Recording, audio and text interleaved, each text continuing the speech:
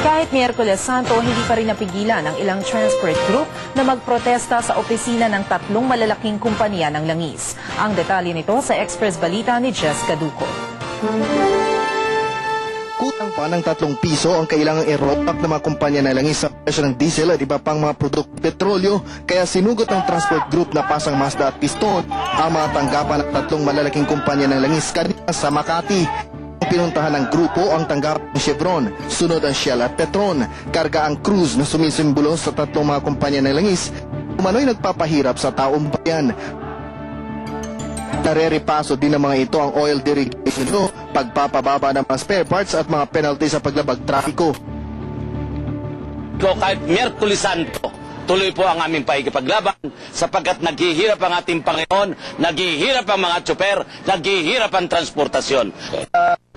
Ngayon man, pinakita lamang nito, kapag nagsasama-sama sa driver, may mabuting luluwal para sa kapakanan ng taong bayan, hindi lamang sa driver. Okay. Agad namang kinausap ng tagapagsalita ng Shell ang mga nagpoprotesta upang ipaliwanag ang sunod-sunod na pagtaas ng presyo ng langis at handa para makipagpulong ang Shell sa grupo pagkatapos ng liwik upang ipapaintindi sa mga ito kung ano ang dahilan ng paggalaw ng presyo ng langis. Sige. Sinabi ko sa inyo. Sige, Pasensya lang kayo, bakasyon lang ako. Okay.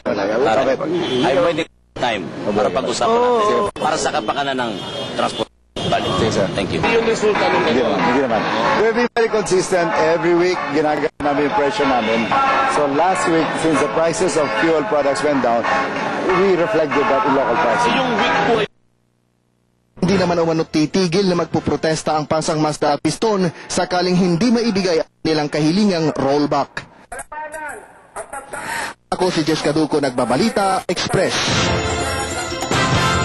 Ikinalugod naman ng Malacanang ang pagkakatanggal ng Pilipinas sa blacklist ng Organization of Economic Cooperation and Development. Ayon kay Press Secretary Serge Remonde, ito'y lalo't kasabay nito ay bumaba rin ang ating inflation rate ng 1%. Kasabay nito siniguro ni Remonde na tatalima ang gobyerno sa hiling ng OECD na kailangang makasabay sa international tax standards ang sistema ng pagbubuwis ng Pilipinas. Mula sa blacklist, inilipat ng OECD ang Pilipinas sa gray list, kung saan naroon umano ang mga bansang nangako na gagawa ng tax reforms. Pero kasalukuyan pang pinagsisikapan nitong ipatupad. Libo-libong mamamayan sa Mindanao ang inaasahang makikinabang sa planong pamumuhunan ng Kuwait at Brunei para sa mga pagkaing halal o yung mga sertipikadong maaaring kainin ng mga Muslim. Ayon kay Agriculture Undersecretary Jesus Emmanuel Paras, interesado ang naturang investor sa Mindanao dahil walang foot and mouth disease at avian flu outbreak dito. Sa pamamagitan ng proyektong ito, inaasahang magkakaroon ng 24,000 bagong trabaho para sa mga mamamayan sa Davao City. Sa Cagayan de Oro naman, makikinabang sa Kuwaiti at Brunei Investments ang may 32,000 magsasaka at negosyante sa gagawing halal model poultry farm dito. Ipinagkaloob na sa Business Processing Association of the Philippines ang unang bahagi ng 350 milyong pisong pondo para sa Pangulong Gloria Scholarship Program.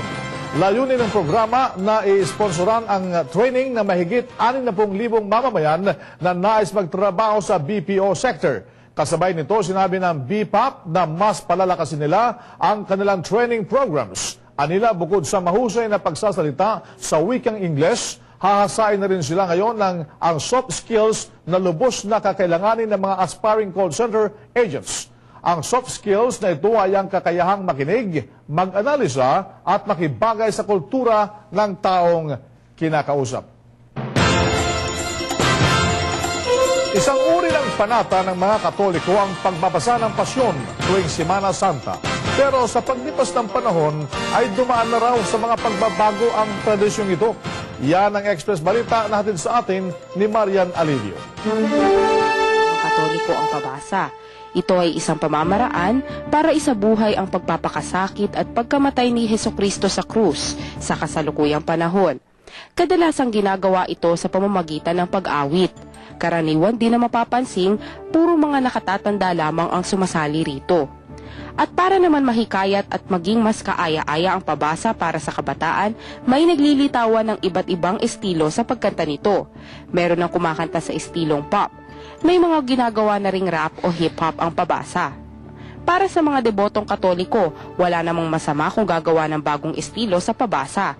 Pero dapat may limitasyon. Sa pabasa kasi, pag kinakanta mo siya, depende yan sa kung anong kwentong binabasa mo. Halimbawa, nagkukwento ka sungkol sa pagkamatay ni Jesus.